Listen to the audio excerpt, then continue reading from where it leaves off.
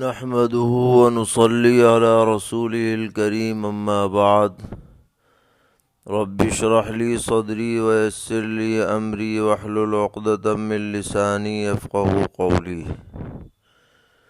دینی رہنمائی کی مجلس نمبر 332 میں سبھی سامعین کی خدمت میں السلام علیکم ورحمۃ اللہ وبرکاتہ عرض ہے۔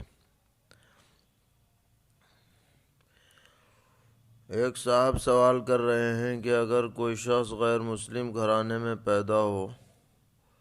اور اس تک اسلام کی صحیح دعوت نہ پہنچی اور وہ اپنے قوم کی دین ہی پر مر گیا تو آخرت میں اس کا کیا حکم ہوگا؟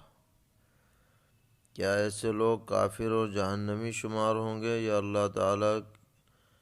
ان کے ساتھ عدل اور رحمت کا معاملہ فرمائیں گے؟ اس بارے میں وضاحت مطلوب ہے۔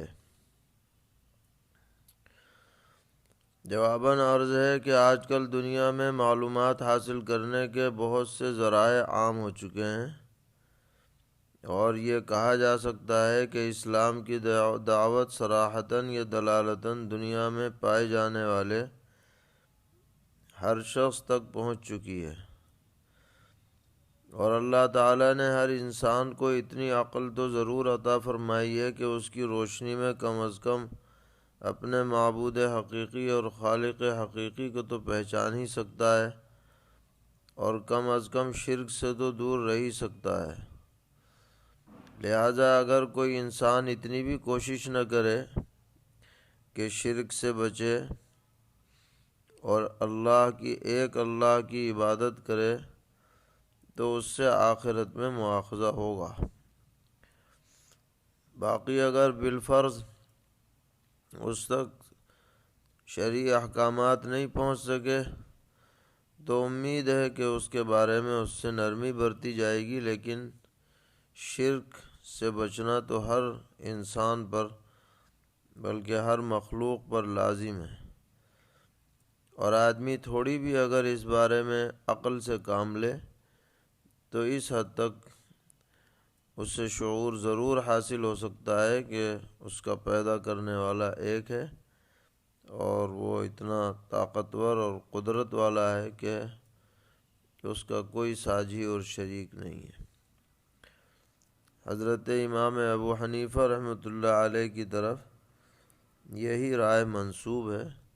اگرچہ دیگر حضرات نے کچھ اور رائے بھی اس بارے میں فرمائی ہیں، لیکن حضرت الامام کی رائے یہی ہے۔ سوال کرتے ہیں کہ نبی اکرم علیہ السلام نے فرمایا کہ جس نے بیت اللہ شریف کے 50 طواف کیے تو وہ اپنے گناہوں سے اس دن کی طرح پاک ہو جائے گا جس دن اس کی ماں نے اس کو جنا تھا۔ اس حدیث کا حکم اور اس کا مطلب کیا ہے؟ نیز یہ بھی بتائیں کہ 50 طواف پوری زندگی میں کرنے مراد ہیں یا ایک سفر میں؟ اس سلسلے میں وضاحت فرمائیں۔ جواباً عرض ہے کہ یہ روایت ترمذی شریف میں ہے اور فضائل میں معتبر ہے، اور شارحین نے لکھا ہے کہ 50 طواف کا جو اس میں ذکر ہے یہ ایک سفر میں کرنے ضروری نہیں ہے یا ایک ساتھ پیدر پہ کرنے ضروری نہیں ہے، بلکہ پوری عمر میں مجموعی طور پر 50 طواف نامہ اعمال میں اگر لکھے جائیں گے تو یہ فضیلت حاصل ہو جائے گی، چاہے ایک سفر میں ہو چاہے متعدد اسفار میں ہو، اور جتنے زیادہ طواف کرے گا اتنی ہی فضیلت میں اضافہ ہوتا چلا جائے گا۔ سوال ہے کہ لوگ دوسروں کو عزت دینے کے لیے کبھی کبھی عالم پناہ اور ذل الہی جیسے الفاظ بولتے ہیں،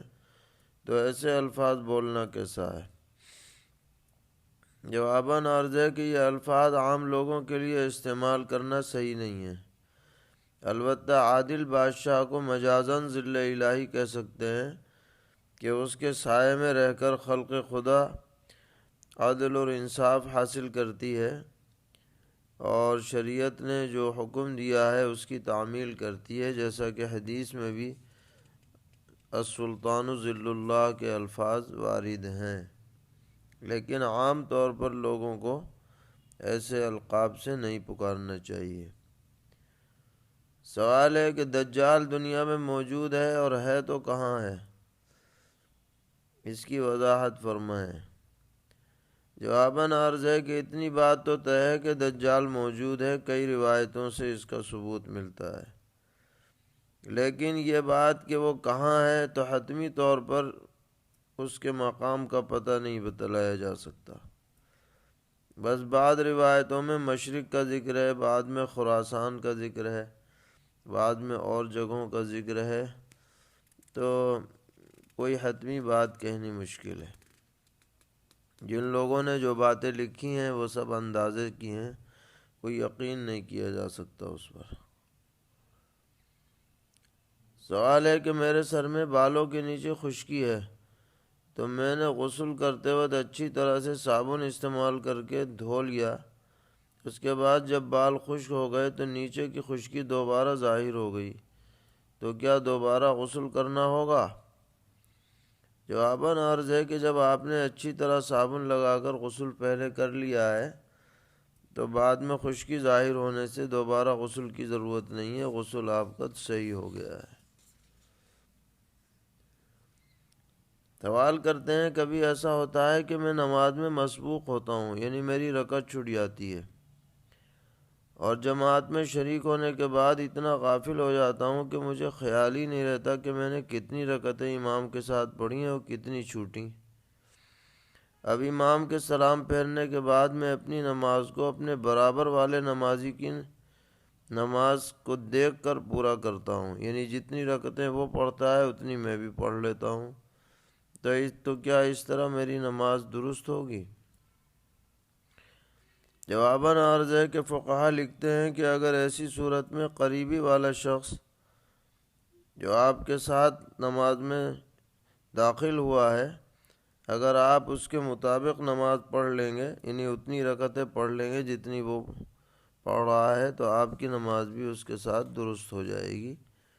اور اس میں کوئی فساد کی بات نہ ہوگی۔ سوال ہے کہ ہم حج یا عمرہ کرنے جاتے ہیں، احرام کی حالت میں خوشبو لگانے کا حکم نہیں ہے، لیکن اگر طواف شروع کرتے وقت حجر اسود کے بوسے کا موقع مل جائے اور بوسہ لیتے وقت خانہ کعبہ پر خوشبو اکثر لگی رہتی ہے،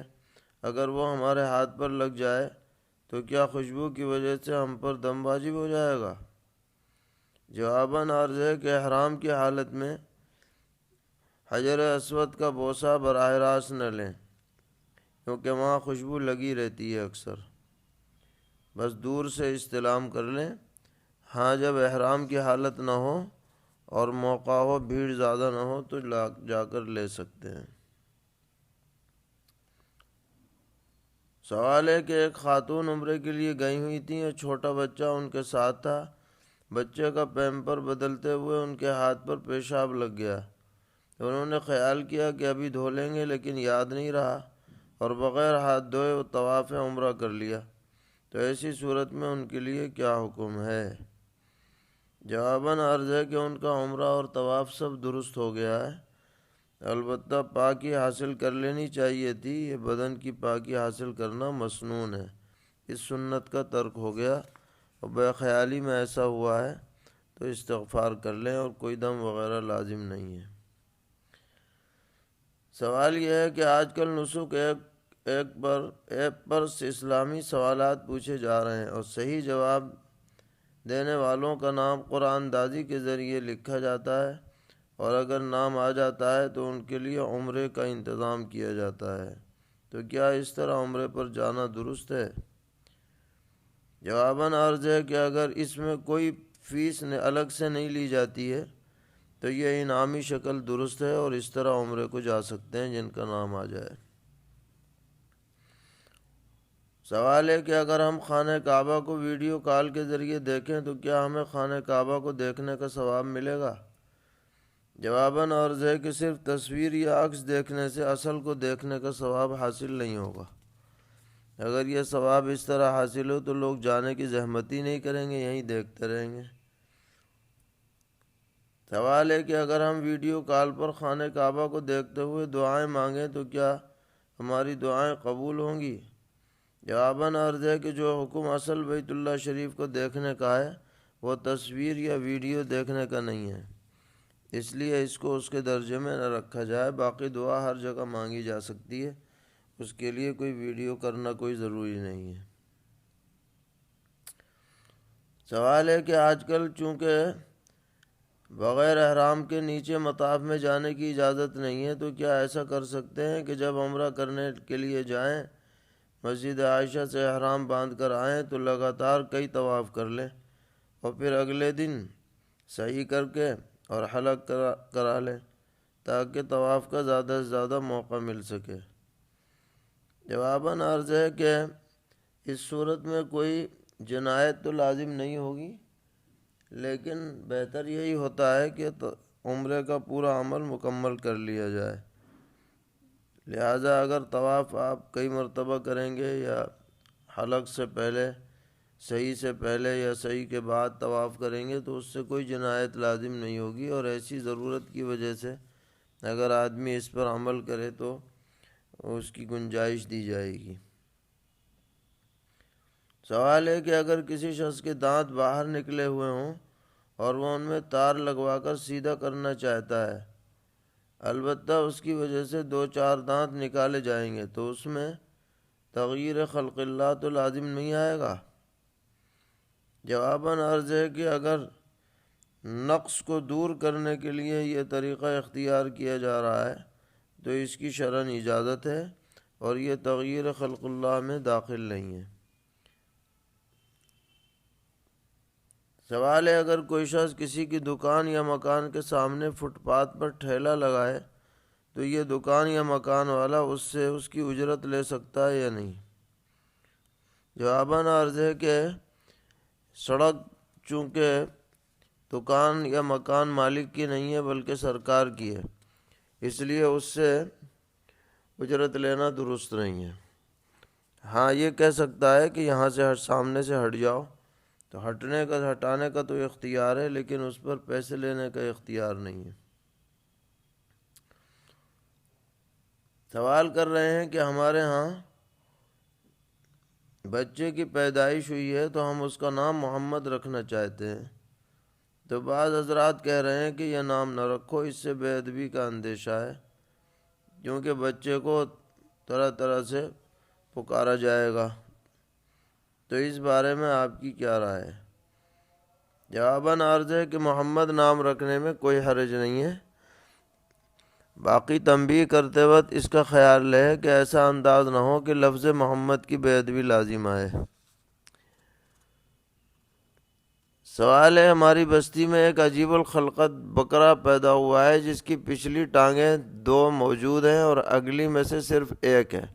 لیکن چلنے پھرنے میں کسی طرح کی کوئی پریشانی نہیں ہے، 3 ٹانگوں سے اچھی طرح چلتا پھرتا ہے، دیکھنے میں صحت مند بھی ہے، فربا بھی ہے۔ 1 سال گزرنے پر اس کی قربانی درست ہوگی یا نہیں؟ جواباً عرض ہے کہ چونکہ اس کا 1 پیر ہے ہی نہیں، لہذا وہ عیبدار سمجھا جائے گا، اس لیے اس کو آپ ویسے تو ذبح کر کے کھا سکتے ہیں، لیکن قربانی اس کی درست نہیں ہوگی۔ سوال کر رہے ہیں کہ میری اہلیہ مجھ پر تقاضا کرتی ہے کہ میں اپنی داڑھی میں کالا خضاب کروں، اور ہم لوگ جوان ہیں، اہلیہ کی بات ہمارے لیے ماننا صحیح ہے یا نہیں؟ جواباً عرض ہے کہ بہتر ہے کہ آپ بالکل کالا خضاب سیاہ نہ کریں، البتہ کتھئی یا تیز سرخ مہندی استعمال کر سکتے ہیں تاکہ کسی کراہت کا ارتکاب نہ ہو۔ اللہ تعالی ہم سب کو دین پر استقامت عطا فرمائے، ہر طرح کے شرور سے محفوظ رکھیں۔ وصلی اللہ تعالی علی خیر خلقہ محمد وعلی آلہ واصحابہ وذریاتہ اجمعین۔